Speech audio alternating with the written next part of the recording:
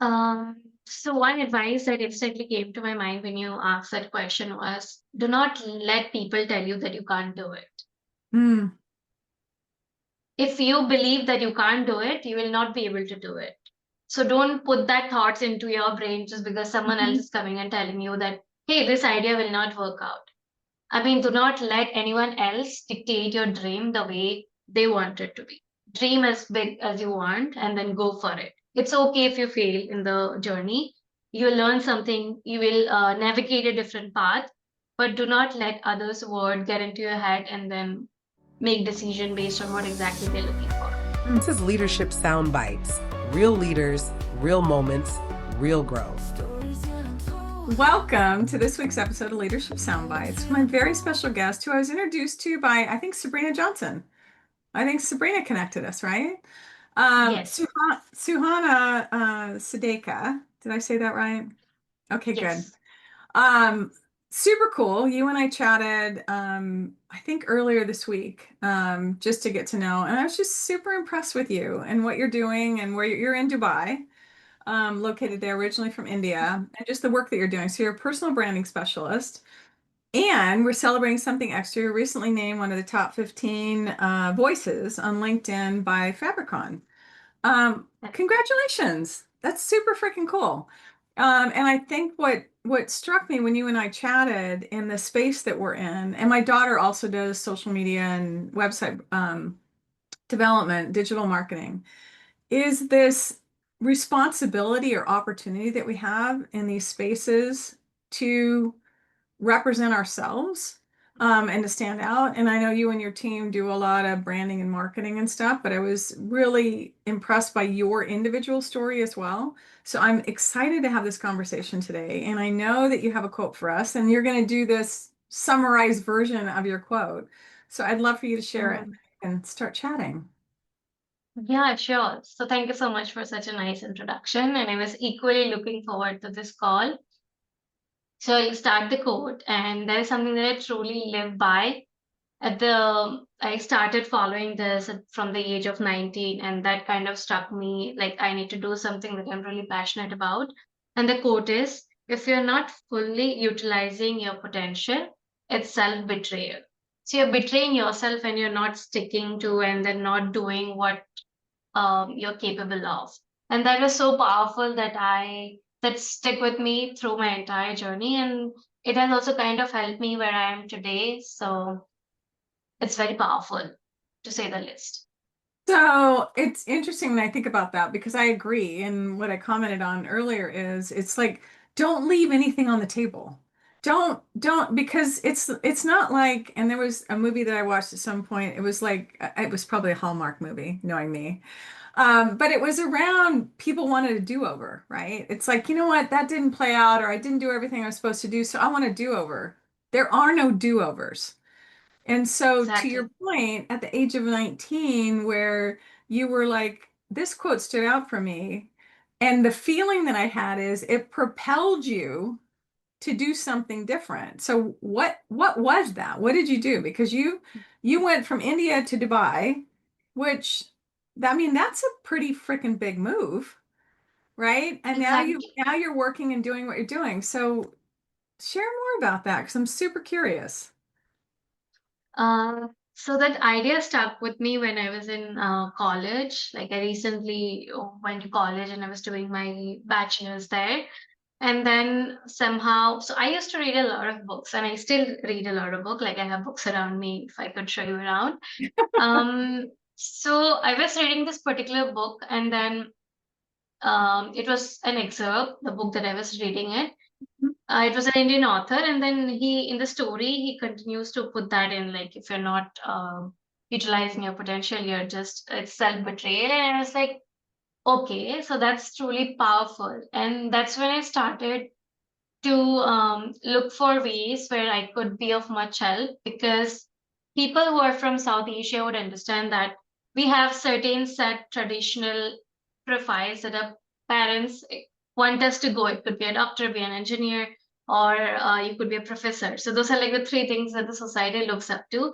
But I have always been someone who used to enjoy writing, and then That's when I started posting on LinkedIn about my own journey, my own life, and some of the blog posts that I used to do on WordPress. So WordPress was a thing back then. So, and I used to share those links. And then it would get me like 1 or 2 likes. I was like, people are not reading it. So what's the point if it's on social media and no one is reading it? And then that's how the LinkedIn journey started. I looked into what exactly worked and what didn't. But moving to Dubai was a whole different move. I was in the peak of my career in India. I was doing really well in terms of revenue and the kind of work that I was doing. And I decided to get married. And my husband, he was working in Dubai. So he was like, Okay. you should definitely try out Dubai because you're not fully being utilized and you're not reaching your true potential back there. And here's a lot more opportunities and the kind of people you want to serve. They live here and they totally want your services. And that's when I decided, okay, let's just make the move and see how it turns out. And it's been like 2 years, and I've been incredibly grateful to him and also my own faith that I could pave this path out and then move here and then build something of my own in a whole different country, exactly like from zero. And I give that credit to myself, like, yes, Suhana, I could do something at least. Yeah. I freaking love it. So it's interesting. My brain goes to in the virtual world or digital space, does location matter as much as what it does? Or is I think it it just the does. vibe? Is it just the vibe and the energy? It's interesting. Because and I don't know if it's more just the vibe and the energy of the people that you're around that contribute to where you're not having to overcome people who aren't as motivated as you to reach your full potential. Does that make sense? So even in the digital world, like you could have stayed in India and still do the job that you're doing because you're in the digital world space, right? Correct. You're a brand specialist, social media. So geography shouldn't matter as much.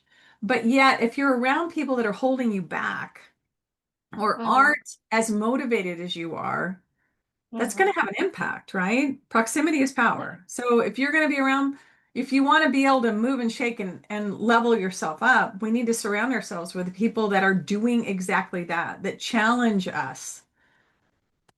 Exactly.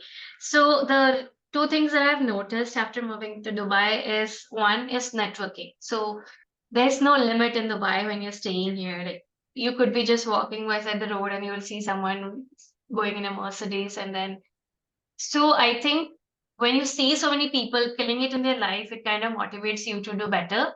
And Yeah. there's a whole different mindset shift in me that has happened once I move here, like the kind of people I want to work with, my rates, my services, and the kind of help that I'm doing.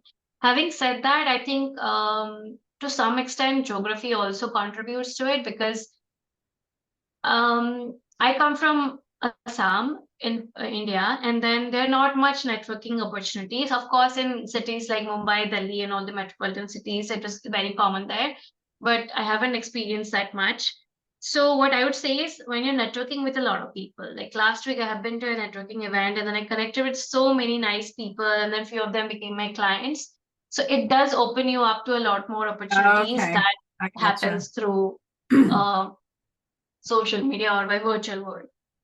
Yeah. Well, and the whole, like you talked about, it's the whole mindset shift thing, right? Exactly. So you're living in a space now where people are wildly successful. Exactly. And all of a sudden it's like, so it is possible. I'm living and breathing True. it. I'm in the vibe of people doing that versus going around to people that are not and maybe they have a desire to be, but they don't know what that looks like. And so, it's almost like a small fit, no, a big fish in a small pond versus a small fish in a big pond. Big point. And you Correct. want you want to be a bigger fish, right? So it's Exactly. like, I mean, yeah. yes, I want more, I want to do more, I want to be more, I can see it's possible. Yeah. Um, So, Go okay. ahead. So I was saying that it's not that people in my place were not successful. It's like the kind of successful they are. So they had a certain set mindset that if you're doing this, 1, 2, 3, you're Yeah. successful in your life. Otherwise, I mean, that's how the brown households are, but in Dubai, people are very opening. Like you could just go up and speak to anyone who could be having like seven-figure businesses here, and you pitch your idea. I have recently started a small business where I sell like jewelry, for example. They'll be very Mm-hmm. much interested and they'll encourage you to do it, which I think was lacking back in India. So I think Yeah. it's that kind of helped me out navigate a path here and then serve to more people that I'm doing right Yeah. Um, I love that. So what would be people listening, what would be a recommendation for people that are maybe wanting, if you think about, I think about well, I was going to say younger generation, but I think it's any frickin' generation. From your perspective, people that are wanting more than what they currently have, or have this gut feeling that there is more for me or more that I could be doing. Um, from your perspective, Suhana, what are your thoughts around that? What kind of advice would you give people? now. So one advice that instantly came to my mind when you asked that question was do not let people tell you that you can't do it. Mm, If you believe that you can't do it, you will not be able to do it. So don't put that thoughts into your brain just because someone else mhm, is coming and telling you that, hey, this idea will not work out. I mean, do not let anyone else dictate your dream the way they want it to be. Dream as big as you want and then go for it. It's okay if you fail in the journey.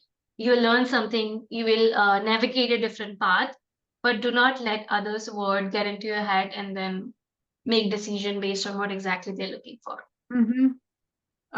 Yeah, I'm a firm believer in mindset matters, and the power of mindset, and then words matter, right? The words that Correct. we're using to describe what's going on. And to your point is if we sit and say it's impossible or I can't do it, then you're absolutely right. It's impossible and you can't do it.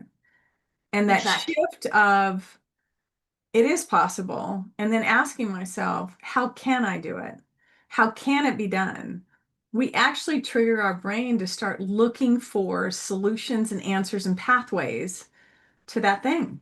Because a lot of time, I mean, I don't know any of us unless we've got a crystal ball that is really dependable, right? That we know what's going to happen the rest of today, tomorrow, we create it. We decide what it's going to be. And we ask, how is it possible it's going to happen? And in the night, our brain's still going to start processing, or during the day when we walk away from that thing, and then all of a sudden you get this idea, right? Have you had that Exactly. happen? You're doing something else, and you're like, I know what I can do Exactly. because the brain's So, working on the. exactly. So, I was reading this particular book. It's called The Courage to Be Disliked. And there's this one concept like there's a difference between feeling inferior and then inferiority complex. So, it's Mm, okay if you feel that people have a lot of money and then you're not at that place yet. But if you make that feeling into that, okay, I'll not be able to do it, I cannot do it, you'll not succeed there. You have to think, okay, I don't have it right now, what exactly can I do to go there? So hmm how can I go from A to B? Not hmm like, hey, I'm at A and then I'm not able to reach B because that person is XYZ, maybe luck worked out for them, maybe they have like pretty privilege or whatever people kind of come up with excuses. So yeah, I just wanted to add it here in the conversation. No, I think it's cool. I was listening to, it's a podcast and it's a coach guy that helps with shifting thinking. And one of the things he was responding to, because what you're talking about is, are we owning this thing as identity? So when you were talking about, I feel like I'm not good enough right now, or I've got this complex, right? To where I'm going to Correct. own, I have fill in the blank. Because when we own it as our identity, then our brain does everything in its power to align our behaviors, our actions, our experiences to our identity. So if you've got an True. inferiority complex, right?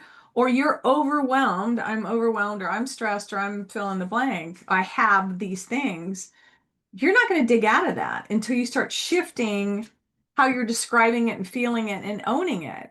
And what he was talking about in this podcast, what I loved was it was someone had typed in, I have cancer. How do I da da da da da? And he flat out goes, you don't have cancer. Cancer exists. Because when we talk about I have something, you've grabbed a hold of it, right? And when we grab a hold of something, we're not going to let go. So it True. exists. And so that's the whole power in language of what you're talking about and what the book's referring to, right? Is this thing may exist, but because this thing exists, it's like the clothes I'm wearing. I'm not going to permanently wear this shirt forever, right? I'm Yeah. wearing it, but I don't have it as part of me. And I think that distinction is powerful because there's so much going on in our subconscious that we're not aware of, that our subconscious is meant to keep us safe. And so it's going to be navigating in the background to what's going on. So you're absolutely right. Yeah, exactly. That's what I was talking about. And Yeah. it's beautiful, isn't it? Like, it's how your brain plays out, and then what you start believing and start becoming a part of your identity. That's kind of Yeah. powerful. So what was it like for you to, because let people know a little bit more about, and I know it's not an interview, but I'm curious because I know you've got people, a team that you work with now, as far as, and we talked about, so here's the space that I'm going that I'm remembering is you had a certain business model, okay, and the way you interacted with stuff, and then AI came into the space, and there's a lot of people that are negotiating. I was going to say dealing with, but dealing with sounds so negative. Correct. Negotiating what it is to engage with technology that's coming about, right? And we've been in the technology space for a long time. This is probably one of the most disruptive ones, like ever, because it's not even done playing out yet. But what does it look like for you? Because when you and I had a conversation, let me just back up and give some context. We were talking about marketing, and I was curious about because you and your team do marketing and help social media posts and all that. And your thing was, well, AI, the content's not the same, the quality of the content, right? And I'm gonna go Exactly. back to your comment in the beginning when you talked about your blog post, right? And you only got 2 likes, which doesn't mean that just 2 people read it, but 2 people just liked it. More people read that Correct. don't like, and I'm guilty of that too. But it's like, so what's the point? And so when you were talking about quality content that you and your team do versus AI generated content, my comment back to you is there's so much happening in this space right now. I mean, to where the volume of posts that come out, people can't possibly see all them unless maybe you elevate them up through marketing. I mean, paying for dollars, advertising dollars, right? Because a lot of times, based on algorithms, you don't even see stuff with people that you're connected to. And so True. I mentioned to you, we had done a post because we're doing an AI workshop. When we're recording this, it's going to be next week, but it will have passed by then. And so a partner of mine, we had done a post. He shared it in another community he belongs to. And he said, Michelle, I went to go find my post. He was intentionally looking for the post and he couldn't find it. He couldn't even find the post that he posted if he was looking for it. And he said, so what do you do in that space to where you've got all this minutia, all the stuff, all the volume, all the noise, right, that's out there. And what I found it insightful, and my daughter said the same thing, is how you had to shift how you all are engaging because it's not just about the content, because people don't even see the stuff half the time. So anyway, that was a long Exactly. way to get to that. Correct. So I'll tell you what happened before AI and after AI, so people have a little bit of context there. So we are a content first team. So we basically deal with content. So initially, when I started out my own creator journey, and also the people I helped with, it was very easy because one, not many people were creating content at the time; they were consuming it. But so people were not putting out their thoughts, and whatever thoughts people, the creators, are putting out were really something that was informative, valuable, and something that they have been going through. Mm-hmm. With AI in the picture, what has happened is anybody can create content. Just put in a prompt on AI that, hey, I want to talk about leadership, for example. And this is a particular topic, make me sound very authoritative or contrarian or whatever inputs you're putting in there. It will give you an instant post and you immediately post it on LinkedIn. So that kind of helps a lot of people like who are not content people, like Mm-hmm. for coaches, for founders, and they don't have a lot of time. The problem there is you're not giving them or the AI the kind of voice you have. So Mhm. when I say the voice, I mean the kind of, like, you and I are having a conversation. You have a way of articulating things. I have a way of saying things. And what I can see is on AI, everyone is talking the same exact way. Like, it's Mhm. not about this, it's about that. But here is the truth, XYZ. So now what we have done is we have strategically shifted on how we work with people.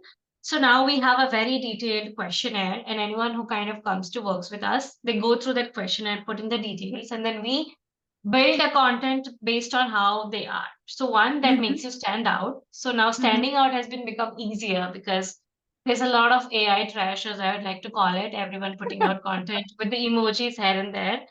Say what So you really feel. Don't hold exactly, back, and Suhana. yeah, and then you're posting it that way, and people are also going in AI, copying the post, putting it on AI or ChatGPT or Cloud AI, whatever they're using, and that is giving you a comment and you're copying and pasting it. Like, that's ridiculous. You're not even spending time. And AI has also made us like secondhand thinkers, I would say, because we're not actively thinking at this point and we're not putting out efforts in terms of content. Now, from the marketing lens, if I see it, that's disaster because everyone has a unique voice. Like, people on the screen has not seen you or me before. I just saw your profile picture and that was it. You look completely different. I look completely different. Mhm. I have built a certain perception of me on online, and then anyone who meets me in real life will tell me, okay, I think you're more mature as compared to the kind of post you do it on Instagram, or you look Mhm. completely different from that. And the reason I was able to build a perception was because you put out a certain kind of voice and tone of your own content. And that's how Mhm. people build an image of you in their head. Now with AI, everyone is sounding the same. So cutting it short and coming to the question that you asked, I think now when we are You working don't have like to cut very, it short, Suhana. You're fine. yeah. So with founders and coaches, what we do is we're focusing on two different things. It's engagement. Since we are not being seen by most of our audience, Mhm. we are kind of utilizing the other people's, let's say one of my competitor, and he has like 1 lakh followers on LinkedIn. And my posts are getting, let's say, 20K views currently, and she or he is getting 60K. So if I'm dropping a very detailed comment under his post, one, it's not AI generated. So the Mhm. person immediately sees that someone put an effort there. Second, I'm utilizing the reach on their profile. So let's say she's getting 67K views and my comment is getting like 15K, which is similar to the reach that my post is getting. So now if anyone wants to make a mark and then build a personal brand so that they're discoverable by the audience, one is Mhm. engage relevant people who you think could help you. It could be a collaboration, networking, or maybe a prospect if you're into coaching, or and then put in the efforts to connect with people via the DMs. If and I know it's a lot of time consuming, and people will say, "Ah, we don't have that much of a time," It and is that's a when huge time suck, okay? It's huge. I That's know. it's like to engage with people and do all the comments. And I think that's the mental block that, like me personally, I have to get over. It's like, because my first reaction is, I don't have time for that. And then I have to ask myself, how much time do I think it would take? How much time do I think I really need to spend on that thing? And part of it can be is, let's say, and I'm just going to make stuff up right now. Let's say I block off to every morning or every evening, I spend 15 minutes. 15 minutes Mhm, of doing something that I've never done before, right? I'm mhm, literally going to go look for posts, right, of people that I want to engage with or people that I want to do. And I'm going to do intentional, meaningful comments on mhm, their particular posts, right? That to me mhm, would be 15 minutes, which isn't a ridiculous amount of time, but it is 15 minutes more than I'm spending now consistently. mhm. What other True, true. advice would you have? Okay, so I'll not be very kind here when I say this, Oh, but good. Okay. So be unkind. I'm listening. so there are like two different things that you should look into. Okay. First is like, how important is it for you to drop comments? So When you're dropping a comment, you're being visible by people. When you're being visible, it's free marketing for you. You're not spending a lot on ads, and then people are coming to you, and then they'll come somehow getting into the funnel and becoming a client in the future. Or if that's your priority and you're a coach, you are a leadership coach, so you would know that there are things that you want to do and there are things that you need to prioritize for your business. So it's okay, just do it crying, do it sad, do it happy, just do it. And if not, it's okay to get help from the outside for Mm-hmm. the engagement part. And it's not something that people should be ashamed of when hiring a team or having someone look into their marketing part. I know there's a lot of taboo around it. And so, if anyone who feels that, okay, I want to do it myself and I don't want to give it to someone, here a few advice that I'd like to give is one, build a list of people on Google Sheet or Excel. It could be 5 people every day. And these are like people, it could be your competitors, it could be people you really look up to and they have like great content. And Mm-hmm. then every time they post, and if you feel that, okay, I don't want to engage right now. So what you'll do is open the sheet and do like 2 out of the 5 people or like 5 out of the 5 people. It won't take more than 10 minutes. But if you still feel that, okay, I still don't have that much of 10 minutes of time, what I would say is everyone scrolls on social media. There's no one who will not sit and then scroll through Instagram or LinkedIn. So you're spending a lot of time on the app, but you're doing no scrolling there. You're like Mm-hmm. passively doing stuff there. So every time you open your app, you have to consciously make yourself do at least one comment. So when you do one comment, the other 2 or 3 comments become relatively easier. And the third advice would to obviously get a team because that saves you a lot of time and in terms of content as well. So say the third one again. So the third one was I was saying that if it's like, okay, I still don't have 10 minutes of a time, I think you should go ahead and get help. So that's the only way. Oh, okay. Suck it up and get help. Yeah. So what is you, and it's interesting, and I know we're gonna wrap up in a bit, but I'm curious with your journey through all the change that you've done, right? And I'm sure there's gonna be even more change, Suhana, that you and your team are gonna go through. Mm-hmm. Um, Right. what's next for you? Do you have visions of what's the next frontier for you and your team and what you want to do? Because I can't imagine Yes. you don't have those goals. So what is next? For me, the next few goals is currently we have a very small team and we are only serving people who are like founders and coaches. So Mm-hmm. eventually in the coming days, we are gonna move to like CXOs, CEOs, CEOs, and all those people we're gonna bring in. And we are also planning to expand our team and move from just being a content agency to more of like the entire branding because you need a website, right? Everyone needs a website Mm-hmm. and you need to run ads. So we're going to diversify our portfolio in the coming few years, but we'll still be a content first agency, but we'll also plug in people. Like we want to look into the entire branding or personal brand of any person who is coming to work with us. We'll provide the website, we'll provide um, the Instagram, Twitter, or Mm-hmm. whatever platform they want to be. So that's what I plan to be and what my team is also gearing up for. That's cool. I'm excited for you. When I think about platforms that are out there, um, X, Instagram, LinkedIn, Facebook is another one, right? Mhm. Um, what am I missing? TikTok is one, I think. Yes. What are the for coaches or Mhm. founders, what are those platforms that you'd recommend that people should be engaging with for growing So, business, making connections, all that? What do mhm. you think? What's your opinion? So for B2B connections, like if you're looking for more collaborations, while you still get like B2C leads as well, which I'll not say you don't get it, but if you want to prioritize and collaborate, I think LinkedIn is on the number one and Mhm. Instagram because now at this point, I think you should all be focusing on repurposing the content because you have to be everywhere. I call it the squirrel strategy, like squirrels put their food in multiple places.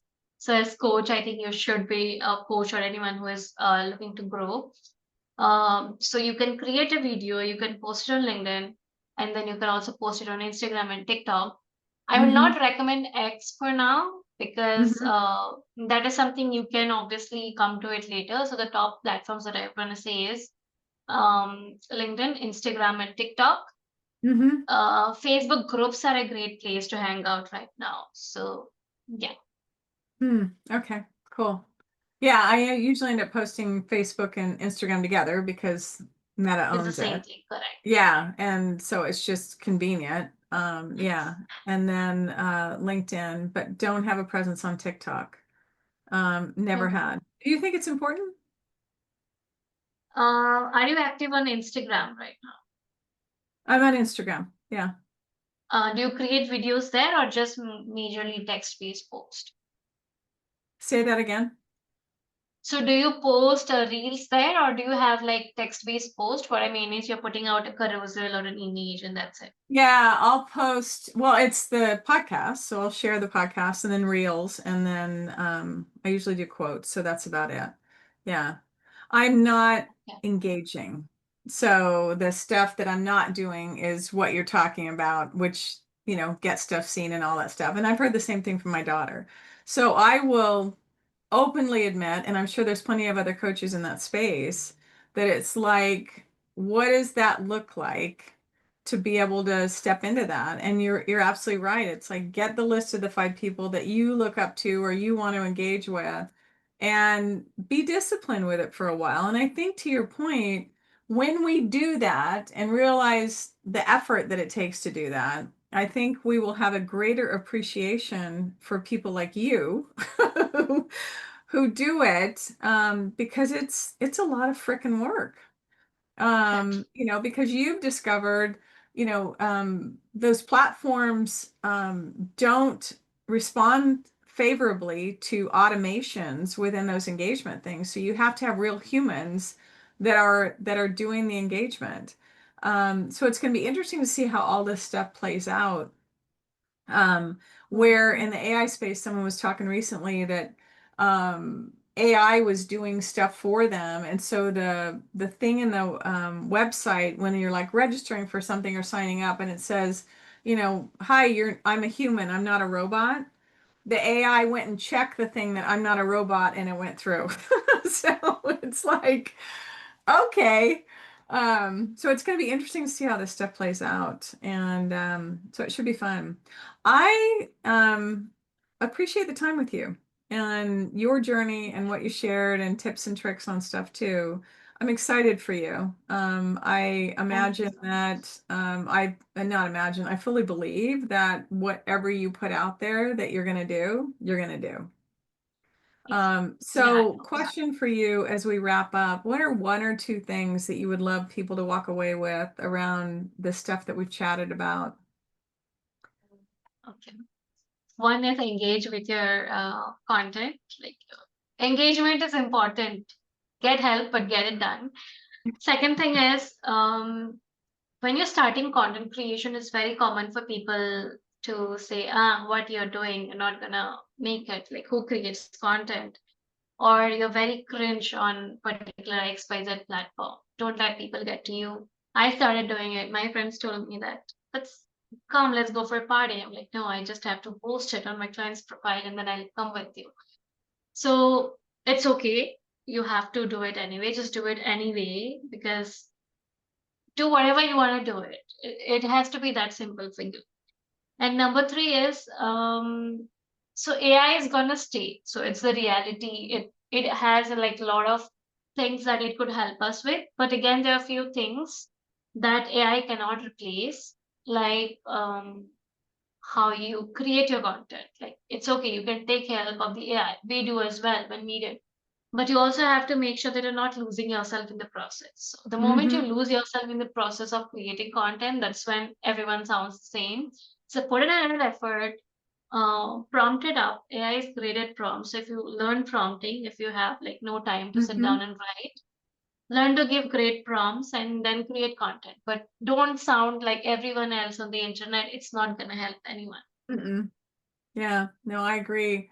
And I love the call out of don't get lost. I'm going to say don't get lost in the fray.